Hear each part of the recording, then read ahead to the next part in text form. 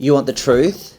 You can't handle the truth. The truth about exfoliating. I'm dermatherapist James Vivian, and today I want to talk about my love affair with exfoliating. If you know me, you know that I love exfoliating. My very first business was called The Traveling Peelsman, and it was all about chemically peeling the skin. Although exfoliating is not for everyone, for most of us, it can be really the cornerstone for healthy skin. If we think about our skin, it's kind of this waterproof barrier that doesn't want to let ingredients into the skin. So sophisticated products are using delivery systems and ways to get our skincare deeper into the skin. And exfoliation is a wonderful way to enhance the penetration of our skincare.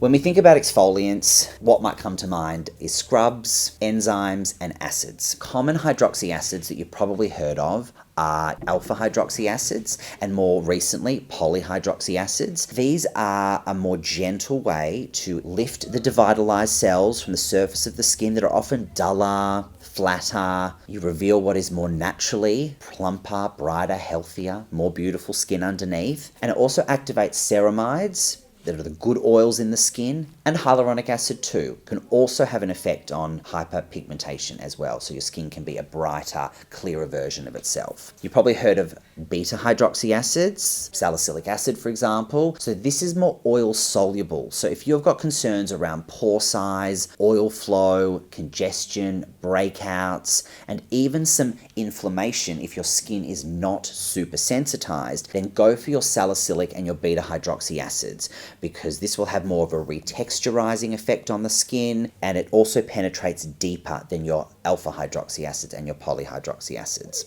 If your skin is more sensitized and barrier compromised, and maybe if you've used hydroxy acids before and it just hasn't worked on your skin, then let's look at enzymes, because enzymes are a great way to just gently lift and digest the devitalized cells that are ready to go on the surface without aggravating the skin. Scrubs, they're kind of falling out of fashion a little bit. However, a very gentle scrub with a slight buffing element to it, with not a lot of pressure, will still allow you to exfoliate without aggravating the skin.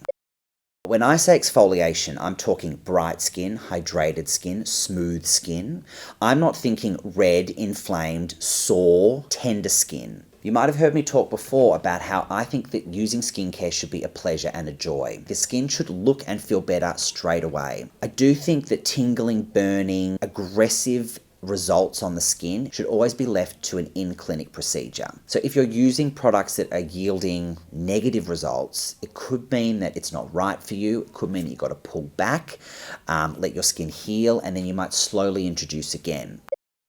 Introducing exfoliants slowly, particularly acid-based exfoliants, is always the way to go. You want to start maybe a few times a week, let your skin acclimatize to these new ingredients. Do that for a few weeks. After you've done that successfully, do it more regularly. I personally exfoliate my skin every single night. It's not red, it's not aggravated. Every morning, my skin is so much fresher and brighter and smoother because I've exfoliated the night before.